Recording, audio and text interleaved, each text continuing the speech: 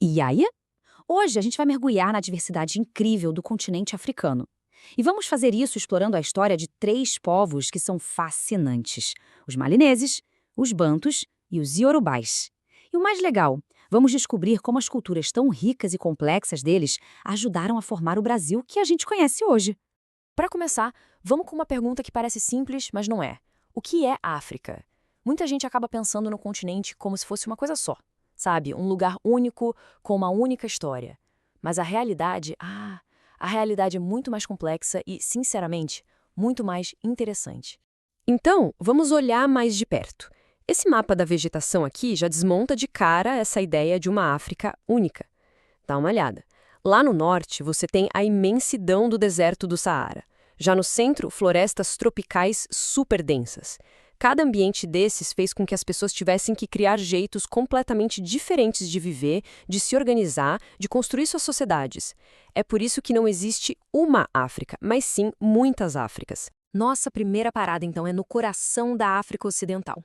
A gente vai conhecer um dos maiores e mais ricos impérios de toda a história, o Império do Mali. Fundado por uma figura lendária, Sundiata Keita, o Império do Mali era sério, gigantesco. No seu auge, ele controlava superestradas do deserto, que eram as rotas comerciais do Saara. Tudo que era valioso na época, ouro, sal, cobre, passava por eles. E isso, claro, transformou o império num verdadeiro gigante político e econômico.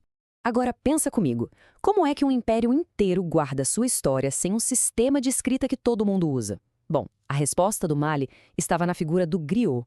E eles não eram só músicos, não.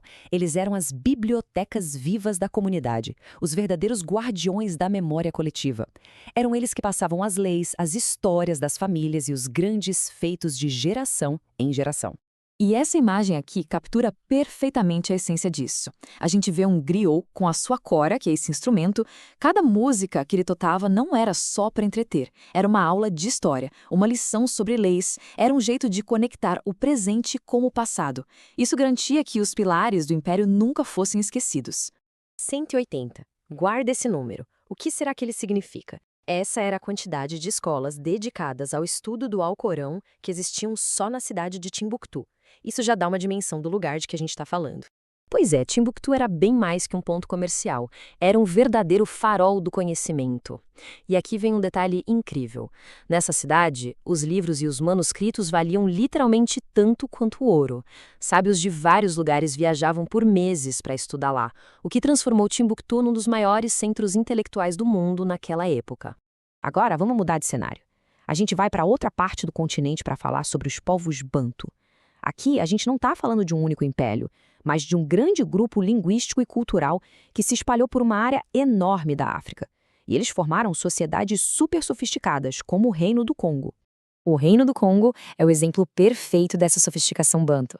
Eles tinham um governo centralizado, com um rei e um conselho, e a prova da tecnologia avançada deles está bem aqui, nessa máscara. Olha só os detalhes, a precisão do trabalho. Isso mostra um domínio da metalurgia que era essencial para a economia e para o poder militar deles. Então, resumindo, o Reino do Congo não era, nem de longe, uma sociedade simples. Pelo contrário, tinha uma política super organizada, uma economia forte baseada na metalurgia e no comércio, e uma espiritualidade muito profunda, toda conectada com a natureza e com os ancestrais. Nossa jornada nos leva agora para os Iorubás, um povo conhecido por uma organização política bem particular em cidades-estado e por uma vida cultural e espiritual de uma riqueza impressionante. Aqui a gente já vê um jeito diferente de se organizar. Ao contrário do Império do Mali, os Iorubás não formaram um único grande estado. Em vez disso, eles se organizaram em cidades-estado poderosíssimas, como Ifé e Oió.